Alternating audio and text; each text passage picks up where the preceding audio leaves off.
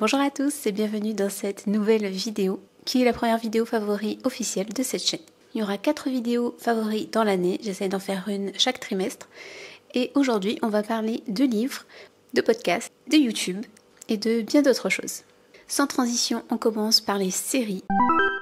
Et on va commencer avec un banger de l'année dernière, je crois, qui a repris cette année. Il s'agit de Severance. Alors j'avais adoré la saison 1, j'avais adoré le plot. L'histoire était incroyable, c'est quelque chose qu'on n'avait jamais vu, ou tout du moins que je n'avais jamais vu. Et là, la saison 2, elle prend une tournure à laquelle je n'avais pas pensé.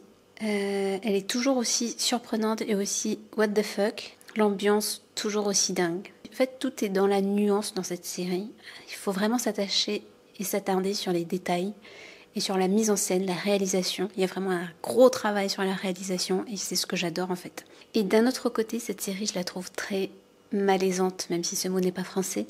Là, dans la saison 2, on est vraiment sur l'idée du traumatisme et elle nous invite vraiment à nous questionner sur est-ce qu'il faut se séparer de ces traumatismes, est-ce qu'il faut les oublier pour pouvoir vivre de manière heureuse, ou est-ce que ces traumatismes font vraiment qui on est au final. Enfin, moi, c'est comme ça que je le vois. Spoiler alert, l'épisode centré sur Gemma m'a fait complètement froid dans le dos. Je ne sais pas ce que vous en avez pensé, je ne sais pas si vous regardez cette série, mais en tout cas, je vous la conseille à 400%. Allez la voir, c'est tout ce que j'ai à vous dire. Et sinon, il y a la saison 3 de White Lotus qui est sortie là, et je sens que je vais l'apprécier autant que les 2 premières. J'ai hâte de voir où ça va nous mener, cette intrigue. Et comme d'habitude, tous les personnages sont exécrables, je n'en supporte aucun. Hormis le personnel de l'hôtel, ça va. Mais alors les clients... Ah oui, mais je vous ai pas dit. Et si, en série préférée, il y a une dernière série que j'ai adorée, c'est Bref, saison 2. J'appréhendais un peu parce que j'en avais tellement entendu parler. Et moi, quand tout le monde me dit « il est trop bien, il est trop bien, il est trop bien », je m'attends vraiment à quelque chose d'incroyable. Donc, sur le côté extraordinaire de la chose, j'étais un peu déçue. Parce que je m'attends toujours à mieux. Mais ça, c'est un mécanisme que j'ai même dans ma vie de tous les jours. Je pense toujours que les choses sont exceptionnelles. Et quand ça m'arrive, je me dis, bah, c'est juste ça, mais il n'y a rien d'exceptionnel en fait. Bref, c'est le cas de le dire. La série était vraiment bien. La réalisation était ouf. Et puis, toute cette réflexion qui était menée tout au long des épisodes, je trouvais ça trop bien. En fait, les questions qui se posent tout au long de la saison 2, ce sont des questions qu'on doit tous se poser en fait. Ouais. C'est tout ce que j'ai à dire. Donc voilà pour la catégorie série. Niveau YouTube. Alors il y a plein de contenus que j'aime, que j'ai déjà cité dans les autres vidéos, donc je ne vais pas le refaire ici. Mais en ce moment, je dois avouer que je redécouvre Stell avec ses longs vlogs et c'est un plaisir. C'est mon moment chill du mercredi. Je mets cette petite vidéo, je dessine et trop bien. Ce que j'aime en fait, c'est qu'elle mélange un peu tout et c'est exactement ce que j'essaie de faire dans cette chaîne. J'ai du mal à me nicher. Et en fait, je suis contente de voir autre chose que du contenu skincare, ou même si elle fait du matcha, mais pas parler que de ça.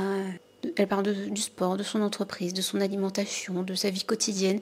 Je trouve ça cool, en fait. Bon, je peux pas me reconnaître dans son contenu, bien entendu, parce que je suis pas influenceuse et je n'ai pas des partenariats. Mais en tout cas, je trouve que c'est un contenu beaucoup plus accessible que ce qu'elle a pu faire par le passé. Ensuite, j'ai découvert la chaîne Le Palais des Courants d'air, et qui est une artiste. J'aime beaucoup le regard décomplexé qu'elle porte sur l'art. Notamment dans sa dernière... Je sais plus si sa dernière vidéo, elle parle un peu du syndrome de l'imposteur et où elle te dit concrètement, en fait, t'as juste à dessiner et le reste, on s'en fout. Et elle a totalement raison. Je passe toujours un bon moment quand je regarde ses vidéos. Donc je vous conseille sa chaîne. Sur catégorie YouTube, je crois que c'est tout. Ensuite, niveau culture... Donc en ce moment, je revois un peu ma culture littéraire avec les cours de Luc Vaillancourt, qui est un Québécois. Donc c'était pendant le Covid, il a mis en ligne les vidéos qu'il faisait avec ses étudiants sur l'histoire littéraire, donc du Moyen-Âge jusqu'au 20e, je sais plus. Bref, en tout cas, je n'y suis pas encore, c'est pour ça. Mais j'adore, tu vois pas le temps passer. Il est super rigolo, c'est clair, très pédagogue. Franchement, trop bien. Parce que je commençais un peu à me lasser de Viala. Alors pas que je l'aime pas, mais j'ai tellement écouté ses vidéos que c'est bon, j'avais envie d'autre chose. Et ensuite, j'ai regardé L'ombre en soi qui écrit, qui est une conférence de Wachti Mouawad. Alors, j'adore l'artiste. On va mettre de côté l'humain pour le moment. Cette conférence, elle se clôt sur une petite performance artistique et métaphorique à la fin. Et j'aime bien, en fait. Il est très habité quand il parle, donc il faut vraiment adhérer. J'ai bien aimé. Donc, allez le voir si ça vous intéresse. Ensuite, niveau podcast... je redécouvre les métamorphoses créatives. Donc j'ai écouté 2 podcasts, celui de Neda sur l'autosabotage. Et je me suis tellement retrouvée dans ses propos. Alors comment vous dire que moi, l'autosabotage, j'en ai fait ma croix et ma bannière. Ça me parlait énormément. Et ensuite j'ai écouté, toujours sur métamorphose créative, Trouver son chemin en étant multipassionné. Elle recevait Sarah, que je ne connaissais pas. Et pareil, son parcours m'a beaucoup parlé. Et je pense que ça m'éclaire un peu sur ce que j'ai envie de faire de mes réseaux. Et donc voilà, j'écoute rarement des podcasts parce que je trouve que parfois c'est vraiment du blabla pour du blabla. Écouter des podcasts de personnes qui n'ont pas, c'est pas gentil ce que je vais dire, mais qui n'ont pas forcément une expertise, voilà. Moi j'aime quand il y a des témoignages, ça oui, quand il y a des réelles réflexions, mais après je trouve qu'il y a beaucoup de podcasts où ça parle pour parler quoi. Et ça m'apprend rien. Et moi j'ai besoin d'apprendre quelque chose parce que j'ai besoin que mon temps soit utilisé intelligemment. Voilà, je suis relou, je sais. On passe à la catégorie livre. Alors niveau livre, je ne vais pas m'étendre car j'en ai déjà parlé dans une autre vidéo. Je vais juste vous donner mon top 4 des livres de ce début d'année. Donc on retrouve bien entendu Spirale parce que j'ai adoré ce manga, j'ai adoré l'univers, j'ai adoré l'atmosphère qui s'en dégageait. Et même si on peut ne pas adhérer en fait au message de l'artiste et à sa manière de le transmettre, malgré tout, ça reste pour moi un artiste complet dans le sens où il a réussi à créer tout un univers qui lui est propre. Et je trouve ça dingue. Moi je trouve ça dingue de toute façon les artistes qui ont leur propre univers et qui vont pas dans tous les sens comme moi. Et ensuite dans ce top 4 on retrouve Millennium que j'ai eu plaisir à redécouvrir. On met aussi le roman graphique Blanc autour. Je suis tombée fan du dessin de cet artiste. Et ensuite, on a mon dernier coup de cœur de cette année, enfin de ce début d'année, qui est Le cœur est un chasseur solitaire. Très beau livre qui a bien sa place au programme de l'agrégation de lettres. Je trouve que c'était une belle réflexion sur la solitude et sur le pouvoir de la parole et sur son usage. Comme bien souvent, on voit que le seul personnage qui ne parle pas est celui qui écoute tout le monde. J'aurais aimé l'étudier ce livre parce que la thématique de la parole et de la solitude me parle énormément. Et en dehors de ça, en dehors de ces 2 thématiques, ce livre il nous ramène aussi à nos rêves d'enfants qu'on a peut-être mis de côté. Enfin bref, le livre est très bien construit, l'écriture est magnifique, les rapports entre les personnages sont d'une justesse.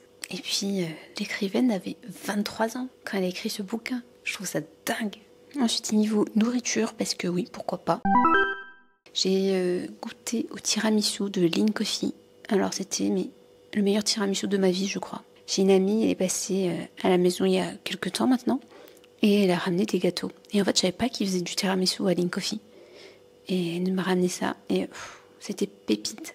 T'attends juste le moment de regoûter ce tiramisu. Anyway. Et ensuite, niveau artiste.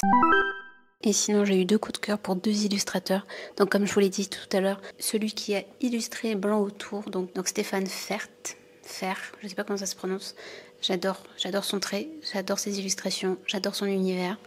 Donc gros coup de cœur sur lui. Et sinon, la deuxième illustratrice, c'est une chinoise, je crois.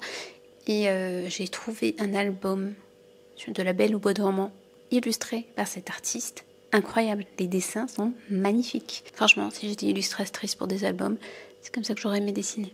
Mais bon, je ne suis pas illustratrice pour album. Et enfin, dernière catégorie, on passe aux petites beautés du quotidien.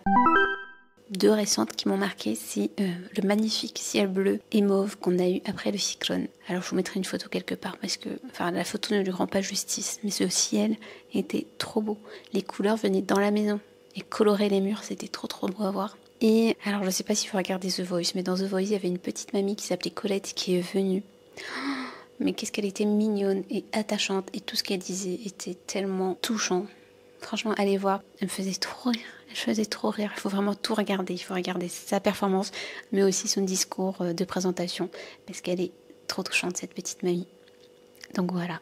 Bon, écoutez, je crois que j'en ai fini pour ma petite vidéo favorite. Elle n'était pas très longue, je crois. Je pense que la vidéo va durer 15-20 minutes. Ce sera pas très long, parce que je suis quelqu'un de très chiante, en vrai. Il faut vraiment que ça me prenne aux tripes. Et donc c'est pour ça qu'il n'y a pas grand chose dans mes favoris. J'espère quand même que vous avez apprécié la vidéo. N'hésitez pas à me mettre en commentaire, vous, ce que vous avez aimé depuis ce début d'année. Que ce soit niveau YouTube, niveau illustration, niveau podcast, film, série. Dites-moi tout. Je veux tout savoir. Voilà, donc c'était mon petit bilan favori de ce premier trimestre. Je vous dis à bientôt pour une nouvelle vidéo. Bye!